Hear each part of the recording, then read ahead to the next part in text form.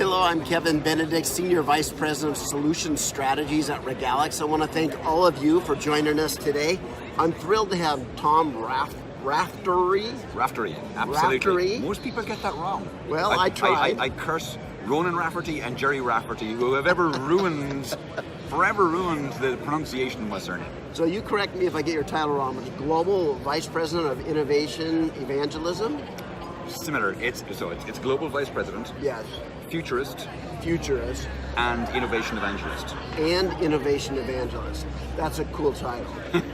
Thank you. So Took me a long time. Yeah. So how did you build a resume to be able to add that title, Futurist? It was a long road, a long journey.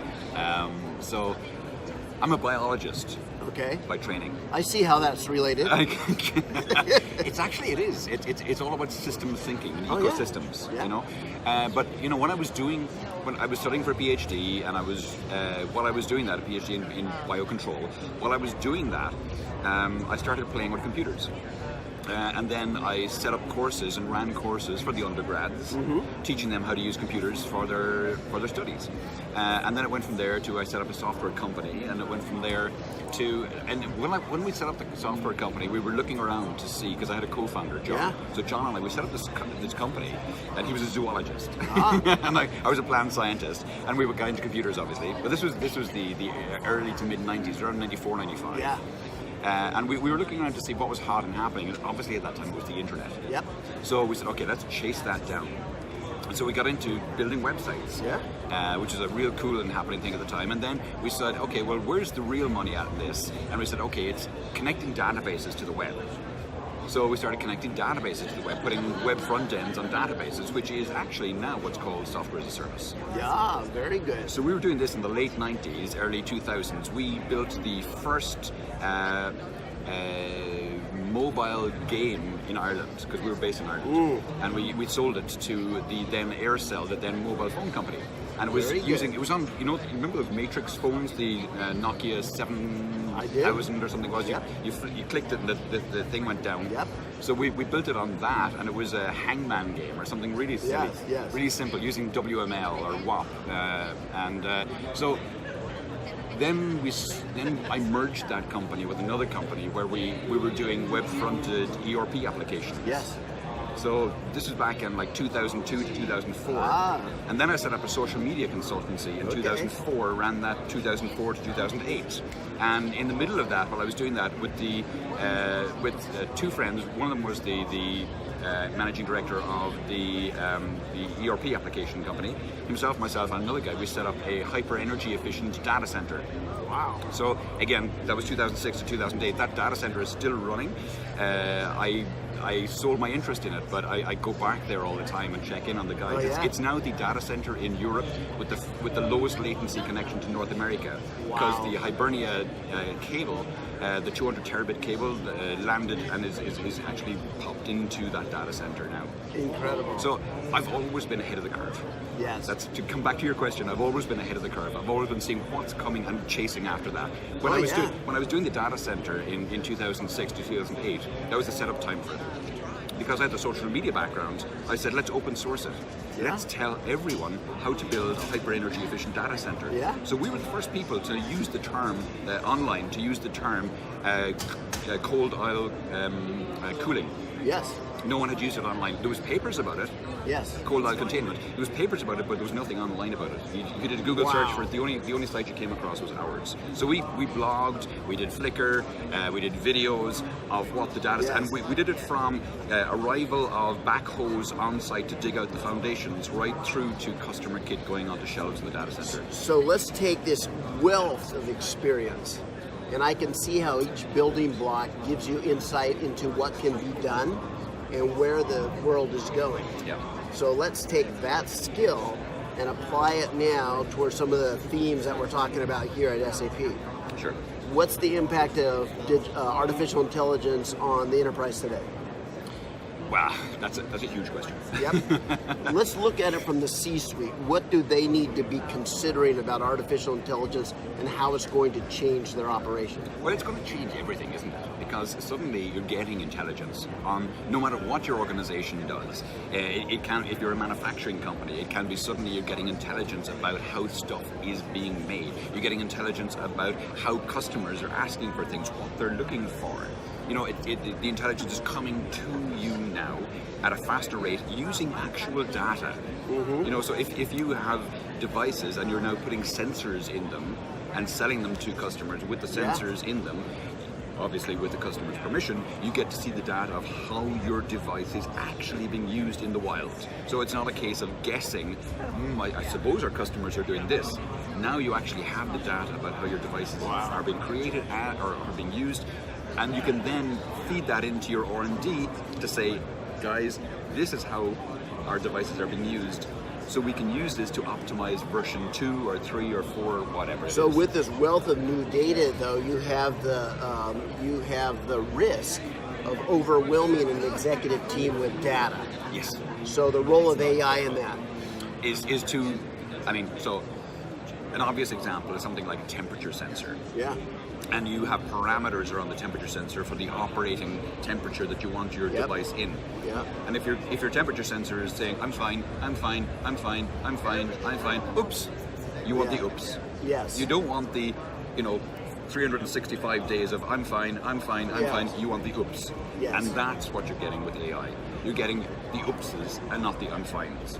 And I imagine you can also take, if you're scaling across multiple countries all around the world, you say, I can't even get all the oops. Yeah. I want the oops to automatically be repaired or a service ticket to be issued by AI so that I don't have to even see that. Correct. I want the oops of the oops. Very good. We rolled out a solution with Trenitalia a year and a half ago. And it was around predictive maintenance. And what's really cool about it is the way that everything is joined up.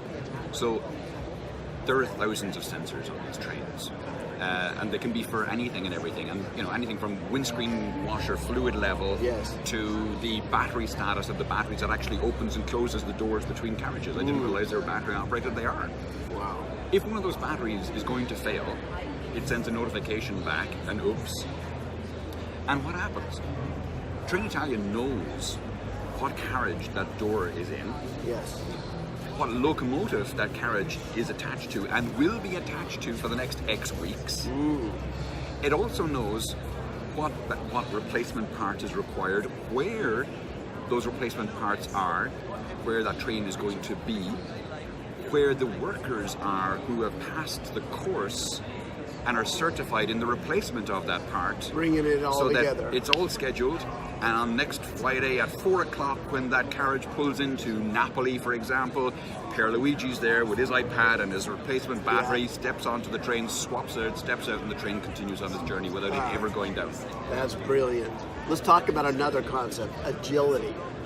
So there was a lot of agility in that last example. There was, yes. So from a big company's perspective, so many of the conversations that I'm personally involved in are companies weighed down by legacy systems that simply aren't allowing them to move forward like they want to. Yeah. So how does a company that's weighted down with decades of legacy systems actually take the leap, digitally transform, and become an agile company? What do they have to do? If I had the answer to that, we wouldn't be here. Yeah. It's a huge question. And it's a big issue for a lot of organizations. It really is. And I say to people all the time, changing the technology is easy. It's getting people to change is actually the struggle. Yeah. And in organizations, if you are changing systems and you are getting pushback, or you're having a difficult time, or you're even thinking about changing, the organization development theory tells us that the best approach to these kind of things is to bring in all the stakeholders from the start.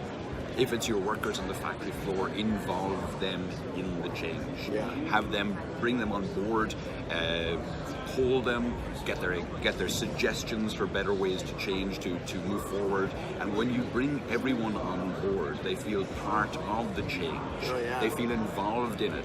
They're bought into it. So when it actually happens, there isn't pushback. There's actually the opposite. There's everyone jumping on board with it because they've been involved in the decision-making process and they feel it's they who made the decision. I think the organization, bringing them on board is actually a really crucial part of that. Also, at the board level, being able to take a deep breath and saying, you know what, we're going to have to reinvest to make sure we make the leap to the next generation. Mm-hmm. And so we're not going to be able to optimize profits in the short term in order to make this leap.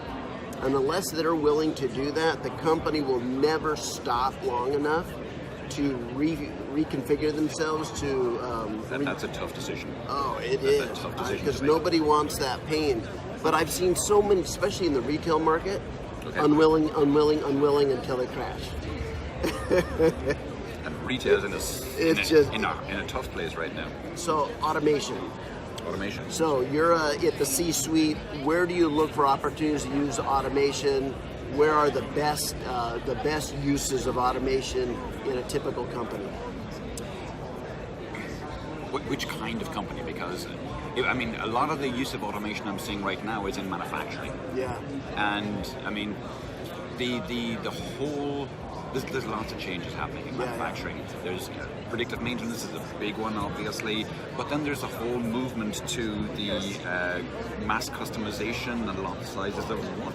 And we're seeing it in auto manufacturers, for example, who now have single lines, and on that single line they can make petrol engines or diesel engines or electric engines. So Mercedes, for example, I saw a video talking to one of their engineers on YouTube recently where he was saying that for their new EQ platform, which is going to be their electric platform, they're fitting all of their manufacturing facilities in a way that, as I said, they can have on the one line a body come along and they slot in a petrol engine, the next one a diesel engine, the next one an electric drivetrain, and it's just one line. And that's all through automation. As it comes down the line, the workers or the robots know what this particular lot number is and what to put into it. Mm-hmm. So the automation that's involved in doing that is incredible. Oh man, absolutely. Incredible. So I've been involved in a bunch of different research projects, but it seems like if I look at all the research projects, the bottom line is if the executive and board don't have kind of futuristic thinking, the company's not.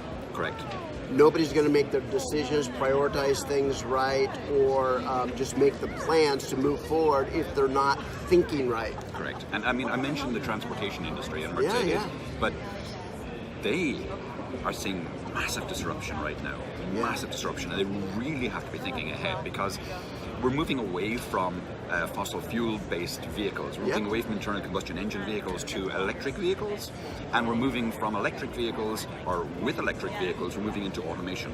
And we're then moving because the likes of General Motors, for example, say that for every vehicle they sell, they earn $30,000 in after-sales. Wow. And that's on parts and service and all that kind of stuff. So they got $30,000. But as we move to electric vehicles, that's going to shrink because they don't fail. Yep. So electric vehicles have 20 moving parts in the drivetrain, more or less. It's that kind of order. That's not very many. Whereas an internal combustion engine is 2,000. Wow. So, that's far fewer parts to fail. So the electric vehicles are far less prone to failure. So far less income for the likes of General Motors. And then as we move to autonomous vehicles, people will be buying fewer cars, so that number shrinks again. Wow. At 30,000. So General Motors have set up their Maven platform, and their idea there is to go for transportation as a service, because they are looking ahead. They see this shrinkage. So their Maven platform is they become an Uber or a Lyft or So they own the vehicles and they sell miles traveled in the vehicle. It's product as a service, and that way they start earning more money off that vehicle that they now own. Wow. So let's just analyze what you just said there. not only is the technology changing, Business models. completely different business models, consumer preferences, use cases, the scale of the market is changing. Completely. Man, if it wasn't for companies need futurists. Yep. They need futurists on the board. Yep. They need futurists in the executive suite. Yep. Because when things are changing this rapidly, You need to see what's coming. people are predisposed to, what do they call it, normalcy bias. Yes. They want Yes. it to be normal. They want it to happen the same ways that happened the last decade. And if they're not prepared to look forward and to think about changing all these things, they're not going to survive. Correct. All right, Tom, I want to thank you so much for joining us today. I want to thank you guys for joining in.